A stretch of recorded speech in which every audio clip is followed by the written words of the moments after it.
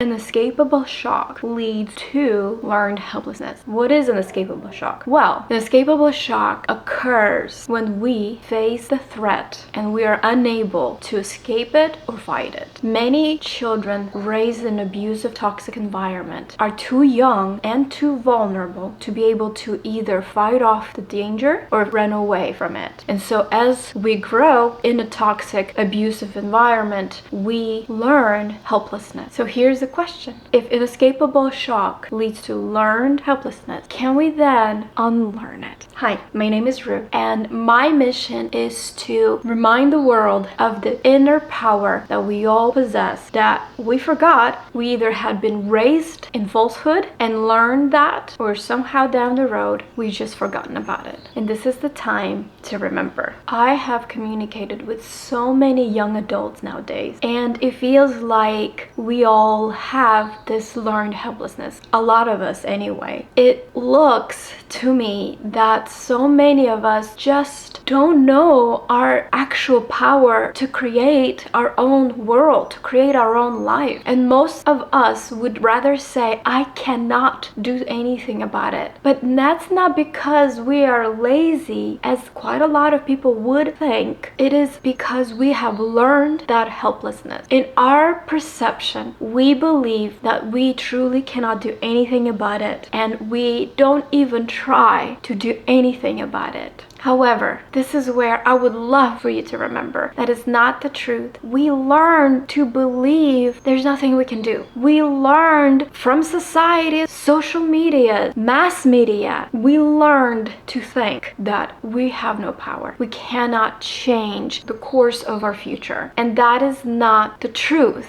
It is time to unlearn that helplessness and remember that we do have the power and abilities and all the skills within ourselves to change for better. How all of this starts in the first place? Well, there is two systems in our body. One of them is vagus nerve. The vagus nerve connects the brain to numerous organs in our system. And another one is the autonomic nervous system. In that nervous system, there's two systems a part of it. The sympathetic nervous system and parasympathetic nervous system. The sympathetic nervous system is our gas pedal. It is the one that is responsible for fight or flight. The parasympathetic nervous system, it's our brake pedal. It's the one that is responsible to calm us down. Naturally, we go through sympathetic nervous system. As we inhale, our heart rate goes up a bit, and parasympathetic nervous system goes off when we naturally exhale. We feel calmer. Remember, we did a little exercise where we inhaled counting 4 and then we exhaled counting 6. This is where we were calming our system down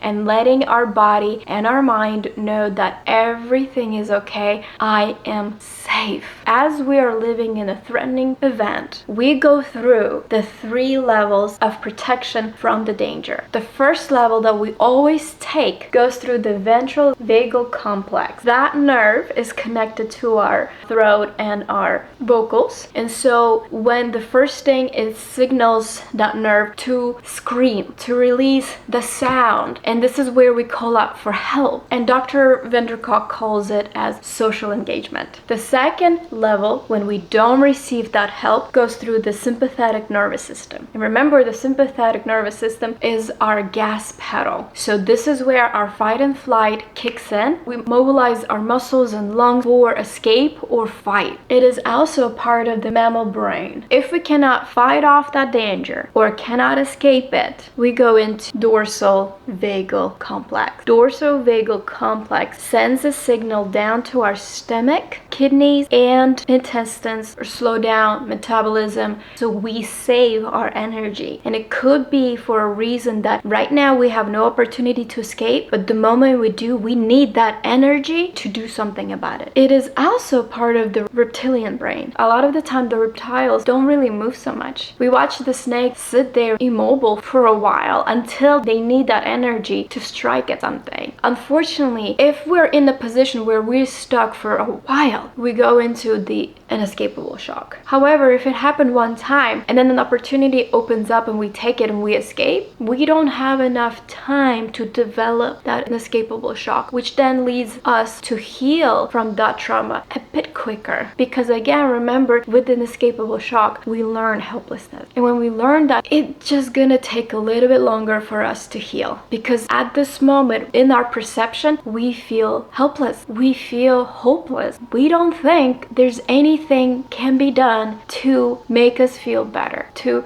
bring us into our own power, to feel safe in this world. And a lot of time, unfortunately, we have a lot of people are in this place and many don't even realize it. What we could look for people who are struggling with this inescapable shock, we can see and spot few temperaments that can help us identify it and acknowledge and not judge, but see in a different viewpoint. Some of us manage to heal and grow from it, but it does take professional help or truly self-healing desire to do what needs to be done to heal properly. And this is important to remember. We have to have that desire to heal. If we still don't have that desire to heal, we're still in this helplessness, and again, we don't even think or see any way to do something about it. Others go into numbness. They become unresponsive and numb toward threatening situations. These are the people who just give up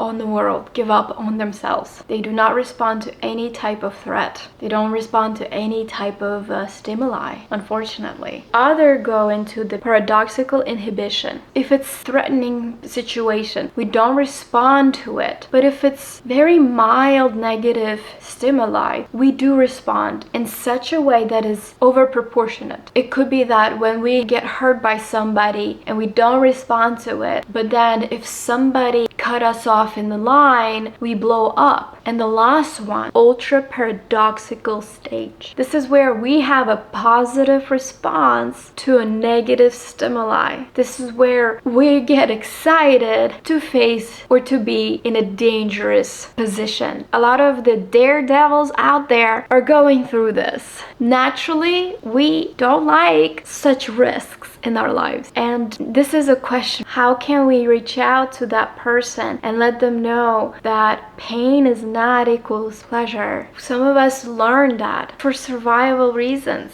This is a question. How can we do it? How can we reach out to those beautiful souls who do think pain equals pleasure? Because pain doesn't really equal pleasure. It makes no sense. Pleasure is pleasure, and pain should not even be here. We should be living in a world of paradise where there is no pain, or as little as possible, or the ones that is manageable and provide more pleasure in the world, provide more joy in the world, provide more safety and comfort, because that's where we actually grow. This is where we do have golden ages, when we are culturally and globally in a state of mind of joyfulness and creating this world into a paradise that it can and is. One thing is certain though, is that animals and humans, so let's treat animals right. Animals and humans respond to harsh voices with fear, anger, and shutdowns. We do nothing good by yelling at someone else because they're in a place where they're out of control. And we respond to tones of playfulness and calm with openness and relaxed state. Here's the funny thing. We and animals are attuned to emotions that we produce. We can look at another being, and if we feel and we know that they are happy, we feel happy. And when we know that they're stressed, we do feel stressed too. And if we see them sad, we feel that sadness. We share that. How many of you experienced that? When you went to, let's say, your friend, and your friend was going through some kind of hardship, and they were explaining to you how tough it was, you felt it. Or you had a moment where a person was just happy and loving, you felt happy and loved. Share in the comments below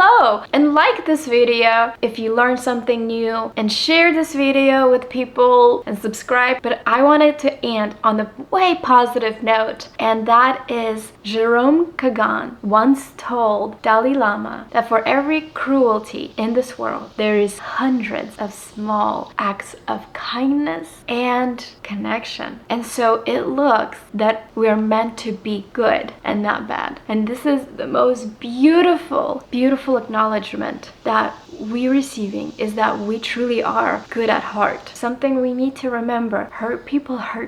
But when we heal and we come into our heart to love, the world becomes a paradise.